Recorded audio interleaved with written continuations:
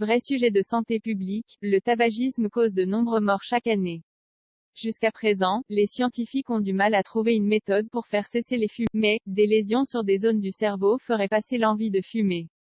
Obgeco vous donne tous les détails. Un mal pour un bien? Une étude indique que des lésions cérébrales entraîneraient la fin de la dépendance. Des scientifiques américains et suédois ont rendu publics les résultats de leurs travaux dans la revue Nature Medicine. Des lésions au cerveau qui ont des conséquences. Ils ont observé des personnes qui ont connu une envie rapide d'arrêter de fumer après avoir eu un accident vasculaire cérébral et ont vu que ceux-ci présentaient des lésions dans au moins une des 3 zones du cerveau, le cingulaire dorsal, le cortex préfrontal latéral ou le cortex. Les chercheurs en sont arrivés à la conclusion qu'il existait un circuit cérébral responsable des mais aucune lésion n'a été décelée dans le cortex préfrontal médial, ce qui suggère qu'il arrête la dépendance. Comment arrêter la dépendance au tabac? Ainsi, pour stopper la dépendance au tabac, il faudrait causer des lésions sur une des zones précises du cerveau comme le cingulaire dorsal, le cortex préfrontal latéral ou le cortex insulaire sans altérer le cortex préfrontal médial. Aux États-Unis, une technique de stimulation cérébrale, la stimulation magnétique transcrânienne, est homologuée. Elle s'est révélée efficace contre la dépendance à l'alcool.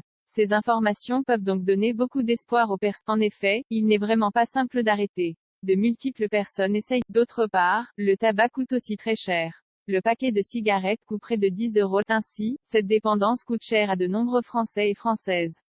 Cela peut affecter fortement le but. Ainsi, certains achètent du tabac au marché noir ou vont dans un pays où les taxes sont moins élevées. Tabagisme, un enjeu de santé publique. Il existe de nombreuses substances dangereuses dans une cigarette.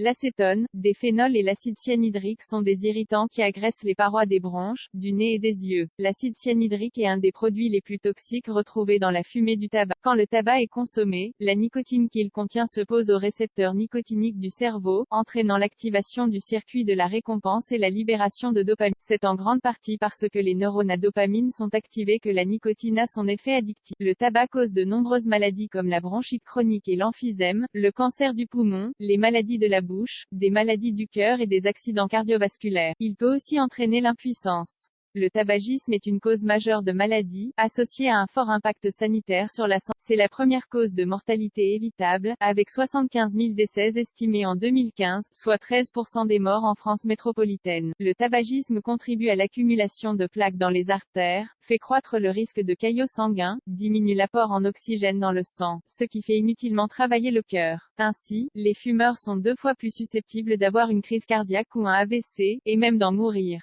De plus, les fumeurs ont, en moyenne, un fonctionnement cognitif réduit, sur la fin de leur vie, avec une baisse de leur mémoire et un risque accru, plus 14%, de maladies d'Alzheimer. À noter aussi, que le tabac accélère le vieillissement de la peau. La fumée qui se dépose sur les pores fait qu'ils sont moins oxygénés. Ce teint pâle, terne, grisâtre, est dû au phénomène de vasoconstriction, le diamètre interne des vaisseaux sanguins se réduit. Des associations essayent de mettre en œuvre des actions de prévention. Ainsi, des ONG viennent dans les collèges et les lycées pour parler des dangers du tabac. Le mieux est de ne jamais commencer. Les parents ont bien sûr un rôle à jouer dans la prévention. Dans les semaines et mois à venir, Obgeco ne manquera pas de vous parler de l'actualité liée au tabac.